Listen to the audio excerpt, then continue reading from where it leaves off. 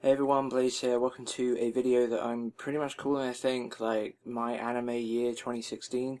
This is just going to be me talking about my year watching anime and collecting anime and stuff, just like a retrospective, if you will, a reflection on all that. So, yeah, I actually hit 1,000 watch this year, which is really awesome. It's one of those things I was kind of like working towards. It was a secondary goal. Like, obviously, watching anime was just always my prime concern. Like, in terms of like, it wasn't always like I'll watch this because it's shorter and that'll bump up the numbers. It was always just like, no, I want to watch certain things. And but as this year kept on going, it became quite apparent that I was definitely going to hit 1,000 this year, given the pace I was watching stuff and the fact that I wasn't necessarily watching hugely long shows. That was one of the things I kind of wanted to do this year, but didn't. But yeah, I eventually hit 1,000 watch. Now, obviously, this is not actually 1,000 anime series. It's I think only half of that number. In fact, probably just under half of that number is actual series, and then the rest of it is kind of like OVAs and movies, and then like specials that are like little short things that go with like certain series and stuff, like Four Panel Theatre from Full Metal Alchemist Brotherhood, things like that. They kind of do help like bolster up the numbers a little bit. Not that that was the aim, but it was just like I wanted to watch all that stuff. But the end result is it does make the number go up faster. For example, I mean, on these lists, like on my anime list, like something like the Full Metal Alchemist Four Panel Theatre thing, which is only like an hour long, which is quite long actually considering what it is. But yeah, like stuff like that it has exactly the same weight on the list, as it were, as a single entry as something like Dragon Ball Z, which has 291 episodes. Yeah, it's only a single entry once it's completed. But anyway, yeah. So I got to 1,000, which is really cool. I actually watched a Taku no video for my 1,000th anime. I mentioned that in the pickup video when I picked it up. It just came at about that time when I was getting very close to the number. So like I think it came like a week before, and I was on like 995 or something like that, and I was like, oh, wait, and then I'll watch a Taku no video from my 1,000th anime. It seemed appropriate, and yeah, I enjoyed that, and that was cool. I said it wasn't something that I was necessarily aiming for, but it was a cool milestone to pass, and now that I've passed it, I feel like any big number after this is kind of like arbitrary, as it were. Is like, it doesn't really matter. Like, if I get to 1,500, like whatever. Like once you get to 1,000, it's already 4 digits. You're never gonna get to 5 digits, so who cares? So it's kind of one of those things where, for me anyway, I'm now gonna concentrate on other goals. Again, I can't emphasize enough that I really wasn't aiming for it. It was just a secondary thing.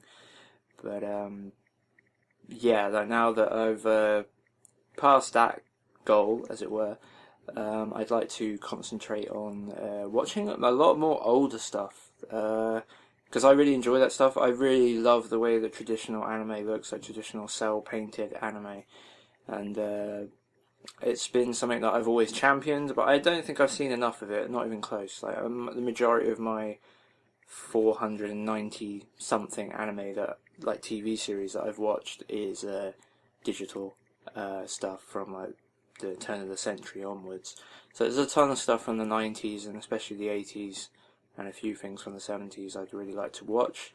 So I'm going to mainly be concentrating on those. So yeah, that's what my viewing in terms of my whole anime thing was, I guess. But in terms of anime I watched actually that aired in 2016, that number's pretty darn low, because anyone who knows me and follows my anime list and stuff will know that I don't tend to watch the latest series, as it were, while they're airing. I tend to wait until they're finished so I can marathon them. I hate watching things on a weekly basis. It just doesn't work for me.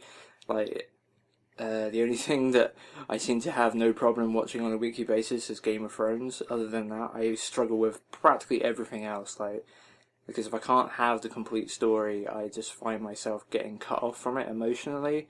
But Game of Thrones is such an investment, and especially emotional investment, as well as I talk about it with my friends and stuff. It's a lot easier for me to remain invested in the show and not just forget about it, which is what tends to happen with everything else.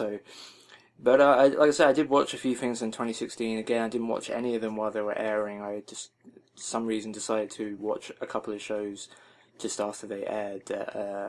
Kind of randomly, I watched Dagashi Kashi, the series that Funimation did. I watched it subtitled. I've checked out a couple of episodes of the dub. It seems pretty good as well. They did a simul dub for it. But yeah, I watched that series subtitled. Really like that. Really funny comedy. Yeah, I will definitely be buying that when that comes out. Probably next year, summer next year, I suspect. I also watched Babunki Baranki, or however you even say that show. I watched the first half of that. I haven't seen the second half of it yet, but the first half aired in like the winter season, I think. I mainly watched that because I saw the trailer for it, and it kind of like there were certain artists, like art in it that kind of reminded me of Eureka 7. It was a pretty shallow reason to want to watch it. Not that Eureka 7 is shallow or anything, but it was really that was all it was. Like, that combination of white, green, and pink kind of reminds me of Eureka 7. I kind of want to watch it. So yeah, I ended up watching that, and I quite liked it. It wasn't amazing, but I did enjoy it for what it was. What other stuff? Oh, I watched the last part of Durarara. Finished that, closed the book on Durarara. It's a really good series. The ending is... It's okay. I'm not really sure what I expected from the ending. It probably wasn't a lot more than what we got, but it didn't seem like this huge event like you might expect. For a series like that, kinda, you might expect for a series like that. It just feels like so much was always going on in Durarara, and given the nature of the storytelling in it, and the non-linear storytelling, you always think that something like that is always going to end up in like some huge crescendo, and Durarara doesn't really ever hit that, but it was still really, really good and a satisfying ending. Now I've just got to somehow justify collecting the series. I really want the OVAs because I really like Durarara. Unfortunately, the OVAs are exclusive to the Aniplex of America release, and with the way that the pound is right now, which I'll talk about in a minute, it just makes it really difficult to fit that in, I guess. I mean, I can do it, it's so expensive. It's so much money to spend on one series, and it's essentially it's actually so much money to spend on just 2 episodes, because I want those OVAs, and yeah, for some reason Aniplex decided that the UK won't allow the OVAs on the UK sets, so yeah, otherwise I would have definitely bought the UK releases to save money. But anyway, yeah, so I watched Durarara. I also watched Erased, which I think is pretty much and Cabaneri the Iron Fortress, like 2 Noitomina series. Those are the other 2 major series that I watched this year. Cabaneri the Iron Fortress is just Attack on Titan with trains. It's made by Wit Studio. I liked it. I know a lot of people didn't. It's not as good as Attack on Titan by any means. I didn't really particularly like the ending as that much, although there's going to be a second season. But I enjoyed the art style, and for something that I consider just an action, almost popcorn type of series, like popcorn munching type of series, I think Cabaneri the Iron Fortress was pretty good. Like, I think I gave it a 7 or an 8, probably an 8, I think. Maybe a 7, but yeah, it was enjoyable and nowhere near as bad as what some people will tell you it is. I feel like some people just like to be overcritical. Like maybe I'm slightly overpraising it, but some people are giving it 2 out of 10s, and I'm just like, just on the animation alone, this isn't a 2 out of 10. Because Wit Studio are a fantastic studio in terms of animation. This show looks amazing, and the first episode of Cabaneri the Iron Fortress was extremely good. So anyway. And yeah, Erased was the other one. Really, really liked Erased. I almost gave it the perfect score, 10 out of 10, but I didn't in the end.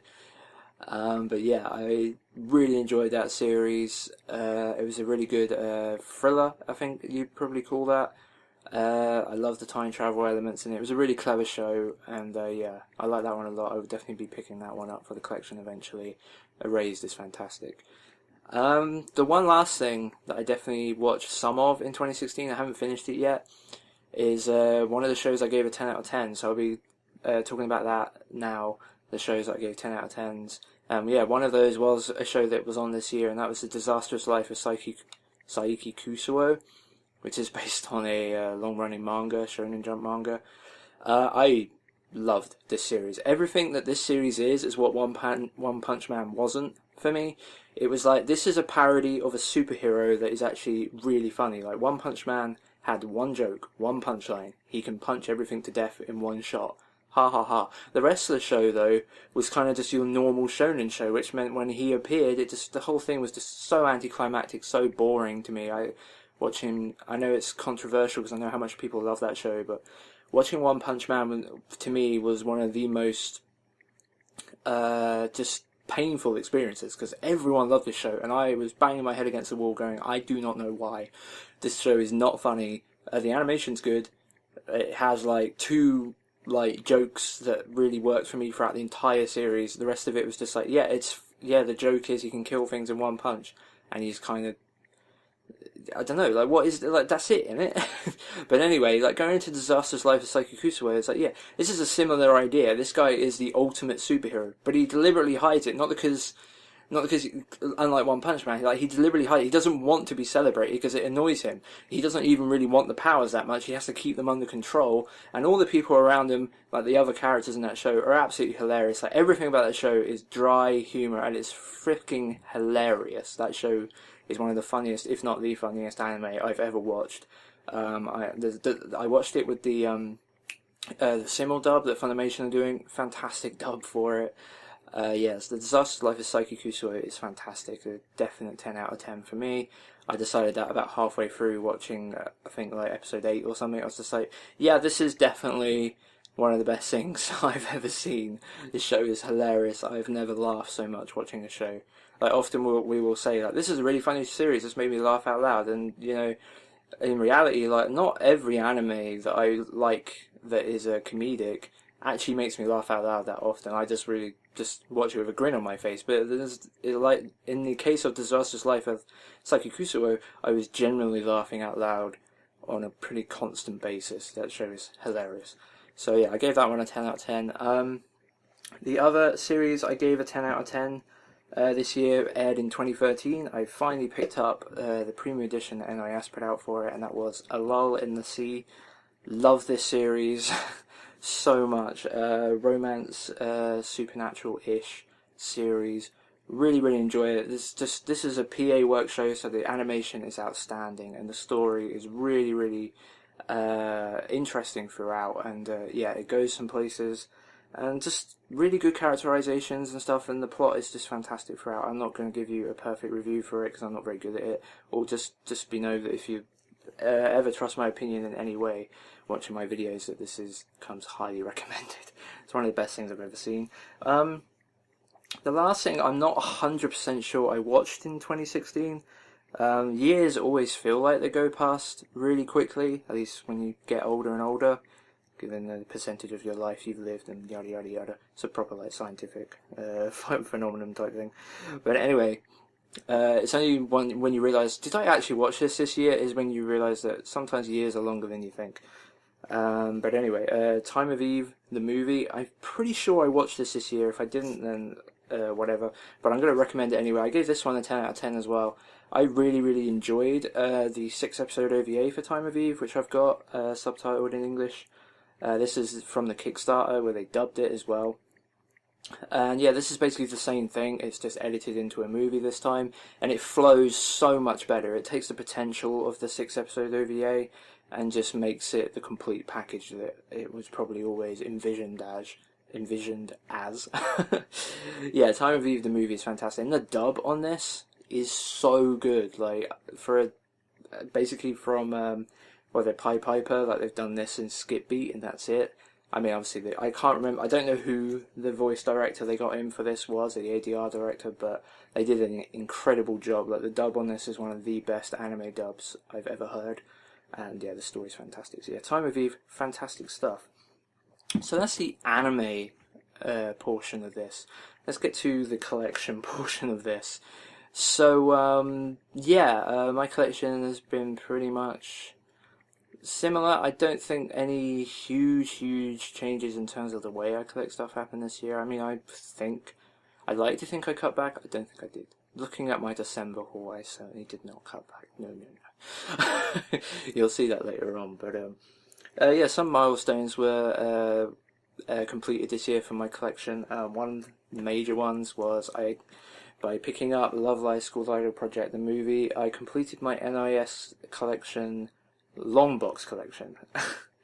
I still haven't got the final 2 sets I should have got. That's the one thing I regret for this year, the fact that I still don't have Chronicles of the Going Home Club and If Her Flag Breaks. I have very little interest in those shows. They are shows that I will buy solely because it seems kind of ridiculous not to, kind of. It's sensible not to buy them since I don't really have much interest in watching those shows at all.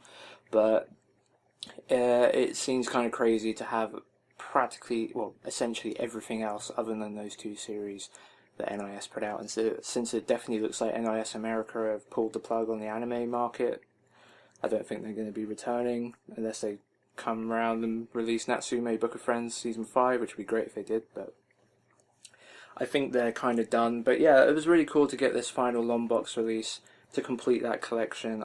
This is what got me into collecting NIS stuff in the first place. I loved the look of these sets.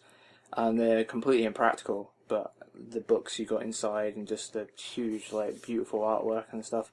Yeah, I really enjoyed collecting these, so it was kind of cool to close the book on that, I guess, and pick up the final one. Kind of cool, I guess, but also sad in other ways. Like, I would have happily kept collecting those. And I was really disappointed that they ever left that design and moved on to the more... I've got any right here that I can take to hand. This one. Yeah, when they moved on to these designs that, while nice, still, like, it was given that they were going to give up the ghost in the anime industry, like, in terms of releasing anime, only 2 years after making this change, or not even that, like just over a year. It would have been nice if they'd, you know, not bothered and kept with the long box design. That would have been kind of cool, and then they would have a uniform collection, as it were. But yeah, I also picked up a Holy Grail this year that I've been wanting to get for my collection for a while. It's squeezed in December. I picked up Devilman OVAs from Manga Entertainment. This is one of the rarest, if not the rarest, manga entertainment DVDs, I think. This one goes for a pretty penny, which is kind of crazy because this one's dub only. There's no Japanese on this. I knew that, but I really wanted the artwork on it. Sublime. I think it's from the second OVA, the Devil Bird, or whatever it's called, Demon Bird. But yeah, I watched these just recently. Wasn't a huge fan of them, but I was really happy to get this into the collection. Like I said, it's been one. As you know, I like my Manga Entertainment DVDs, and just watching those OVAs they put out in the early 90s and stuff. And yeah, this one's been it's been within arm's reach a couple of times, but the price has always put me off. I was finally able to track it down for just £15, which is a steal for this in 2016. This normally goes for like 50 at least. So yeah, Devilman OVA was pretty much my holy grail pickup this year. I think it wasn't particularly great or anything. Like I said, not even close to the best thing I watched this year, but I was really happy to pick it up. And looking around, oh, I also got the UK Fullmetal Alchemist Ultimate Edition release, which I didn't prepare for this video. I'll put a picture of it up here or something. But yeah, the Fullmetal Alchemist Ultimate Edition that the UK got was amazing. I will hopefully show that to you eventually in the video. That set is incredible. So yeah, I also sold a couple of things this year for my collection, including one thing that I'm sure will shock a few of you, or a couple of things, I guess. Aniplex of America editions. I decided to cash in on 2 of those. My Bakemonogatari and Nisei Monogatari sets are gone. I watched Bakemonogatari, I never got around to Nisei. I really liked Bakemonogatari, but there is so much of that franchise, and it is, if you want to buy the Aniplex of America versions, it's a small fortune you're spending. You're talking £500 plus, if not, in fact, probably way more than that. In fact, I think at this point, like, there is so much of that show, that franchise out there, and I just was never ever going to commit to buying the Aniplex editions. Just like, I had no interest in spending that much money on this show. So I decided, you know what, they are releasing these in the UK, and eventually at some point I'm sure I could, you know, collect that series if I so chose, for not that much money. I mean, still a significant amount because there's a lot of it, but nowhere near the price of the Aniplex sets. Like, I definitely hit triple figures, £100 plus, trying to get all the UK releases, but it pales in comparison to what the Aniplex releases are. So, yeah, I decided to sell those on. It wasn't a huge burden. I was able to sell them relatively easily. With Bakemonogatari, it took me a little bit longer, mainly because they're out here in the UK now, and I ended up selling them within the UK Or at least that was my intention. I actually sold Bakemonogatari on eBay UK, and someone in America bought it, so I sent it to America. So it's returned to America now, after making the trip to the Atlantic to me originally. The other major thing I sold this year would have been up here. So we've got Cardcaptor Sakura, and we've got Cyber Team and Akihabara, and then we jump a bunch of letters to S and Sailor Moon Crystal, which means my Puella Magi Madoka Magica sets are gone. I cashed in on those. I originally bought those, at least the first volume of that, because it was like Aniplex America's first release, I'm pretty sure, Madoka Magica. And I was curious back then, and the pound back then was still, in fact, I think, can't remember when it was, I think that would have been back in 2012. The pound was pretty decent, and it only got stronger as we went up to like 2014. The pound was doing really good against the dollar, and I was able to afford like a lot of more expensive stuff, and mainly my NIS collection. But the Aniplex, I originally bought that Madoka Magica as like a curiosity. It was their first release, but I very quickly didn't really have much interest in collecting Aniplex releases because they were so expensive in terms of what I could get elsewhere. But I did eventually complete that collection. It was very, very expensive, but I was able to sell them and probably actually make a small profit on what I bought. Obviously the pound's not as strong as it used to be, so by that comparison I probably did lose money, but considering that just to base what I paid for and what I received, I got a lot of money for them, and the person I sold them to was ecstatic to have them. I'm not sure if they watch my videos, but if they do, I hope you enjoy them. I know you enjoyed them. They've been looking for them for a very long time, and they just snapped them up the second I put them up for sale, and I got a very nice sum of money in return for it. Like, it was a very fair deal. I think I got more than enough for those sets, and I was happy to let them go because, again, if I really want to own that show, which I kind of do, the UK has like that show released on Blu-ray, complete collection for like 25 quid or something, like not even a quarter, or actually probably about a third of the price of one of those limited editions was back in the day. I can get the complete set, so yeah, I decided to let those go. And I actually paid for this camera. Like, I had to pay this camera off next month, but that money covered the price easily, and then some. So yeah, this camera, that money went mainly towards paying off. Half of that money went to paying off this camera. The rest of it kind of went to like Christmas presents and anime stuff. So yeah, so Madoka Magic is gone. Going into next year, then, where's the collection going to go? I think, for the most part, I will be cutting back somewhat. I hope. That's kind of the plan, because I'm running out of space. I want to kind of get a lot of the stuff that I've, for some reason, not got around to buying in the past. Like, it's the one thing that I've always kind of been annoyed at myself at, was always buying quantity over quality, kind of, not always. Like, I tend to have, like, I feel as though 90% of the stuff I've bought is stuff I definitely want. It's just, like, there's a lot of stuff out there that I would really like to have in my collection that I don't. Like, I've always championed older shows, and I'm always excited to talk about Discotek releases, but I don't own enough of them. I really don't. Like, there's stuff that's come out, like Mazinger Z, Gaiking, Doloro especially. I was really excited about that, and I haven't got around to buying it. It's not expensive, I just haven't got around to it. August, Super Dimension Century August, haven't bought that yet, I need to. Giant Gorg is another one. They're all stuff I really want to watch as well. Maybe not Mazinger Z as much, but I still would like to own that. But that's one of the ones I'm the least excited for. But I still definitely want to get that in the collection as well. But I do want to see it. So yeah, that's the stuff I really want to concentrate on in 2017. But it's going to be difficult. Brexit. I'm sure most of the American viewers heard about it. Probably don't understand it necessarily. But all you need to know from my perspective, I guess, the point I'm about to make is that because of Brexit, the pound dropped like a stone on the currency markets, or whatever you want to call it. Like it went from basically for every pound I spent, I got $1.5 or $1.50. And it probably would have gone up a little bit more had we stayed in the EU as well. It probably would have climbed back up to like $1.60, I reckon.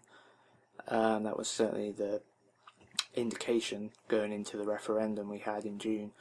But the second that it became clear that we were going to vote to leave, the pound just dropped like a stone. 34-year low, I think it was, and it's got even lower since. And yeah, at the moment it's currently like, for every pound I spend is like $1.20, I think it is. Which, you guys are probably saying, well, that's great, isn't it? Like, for every pound you spend, you still get 20 cents on top of the dollar. And I'm like, yeah, it is good still. Like, it's still nice. But it's worth remembering that I still have to ship that stuff all the way to the UK. And if I don't use certain avenues, I also have to pay customs, which is something that a lot of Americans don't deal with, which is basically you have to pay tax, like a VAT tax. I know Americans have to deal with tax, but I mean, whenever you buy something into the country, you have to pay the 20% tax on the cost of that product, or whatever. I kind of understand why that exists, but it's still kind of annoying as well. For example, like if I'm buying stuff I can buy in this country, and I'm importing it instead because it's cheaper, then having to pay tax on it is probably good, because it means basically the government have lost that tax sale in the country because I decided to get it somewhere else cheaper.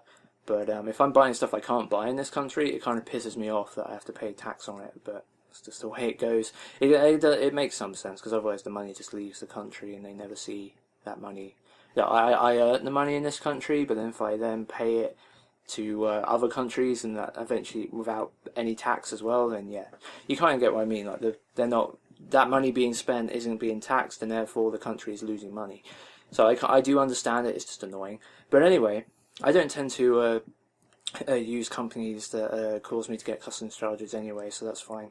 But yeah, the pound being so much weaker, with the fact I have to pay shipping, is really dented the anime collecting thing. And if it gets any worse, which it could do, I really don't know what will happen in terms of me collecting stuff. I might not want to cut back, but I'd just be forced to, because everything would be way too expensive. Like, I've already hit that really quite badly. That's kind of one of the, like, in terms of like Sentai Filmworks stuff, like I used to buy a lot of that stuff because it was only, I think it was at one point it was like £23 for a subtitle release, and then £23 for subtitles, and then 26, no, actually, no, I'm getting it wrong. £20 for subtitles, £23 for a dub was what it was back in 2014, and now it's more like £30 for a sub and £35 for a dub. It's gone up insane, like £10, £15. It's gone up by about 40%.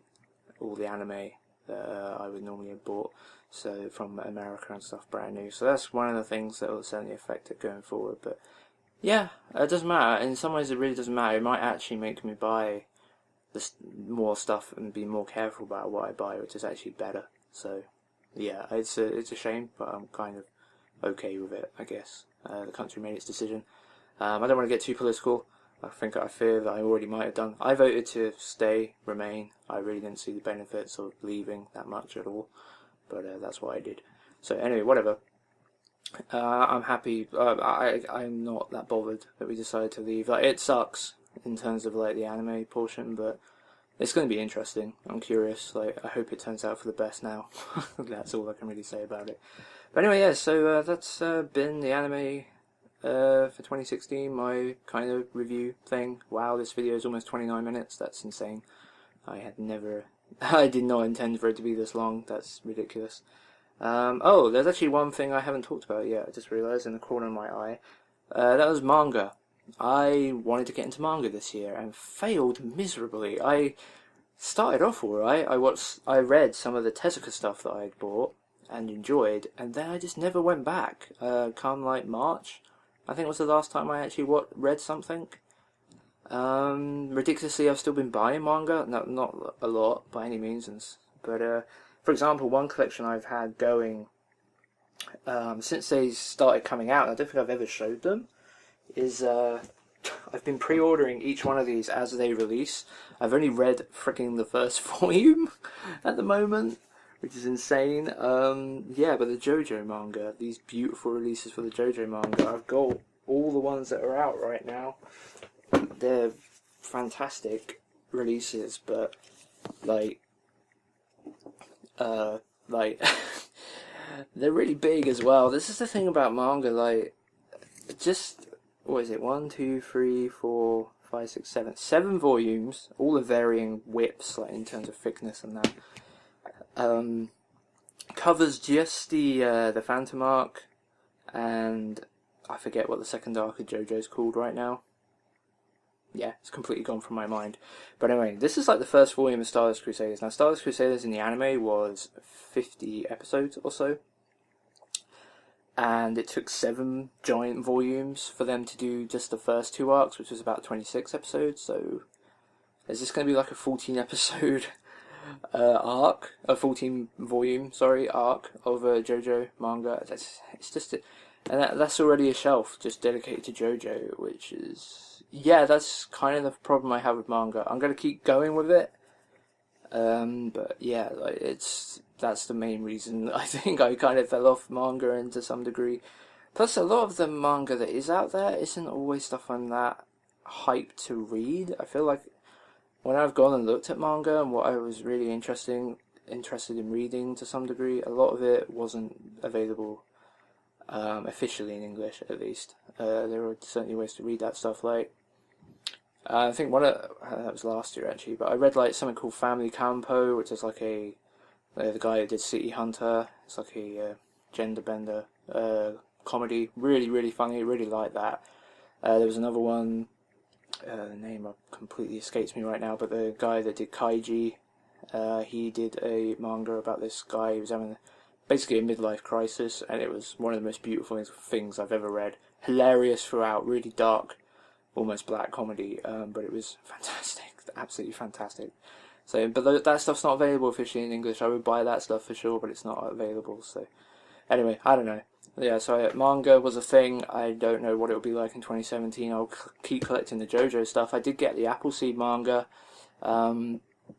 as well. I didn't show those on video, but I picked those up at some point. Oh, and I also got, obviously I bought this, the Queen Emeraldus manga that Kadokawa, wasn't it? No, Kodansha.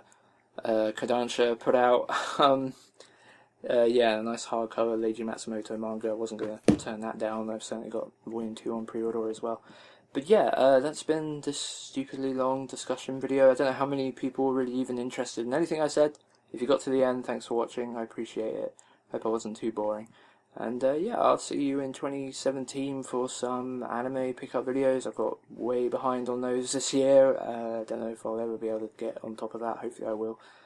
And yeah, I've actually got a other thing I want to do about looking towards 17 in terms of anime releases as well. I'm going to be doing that hopefully over the next week or so. So yeah, I'm Blaze, thanks for watching, and I'll see you next time.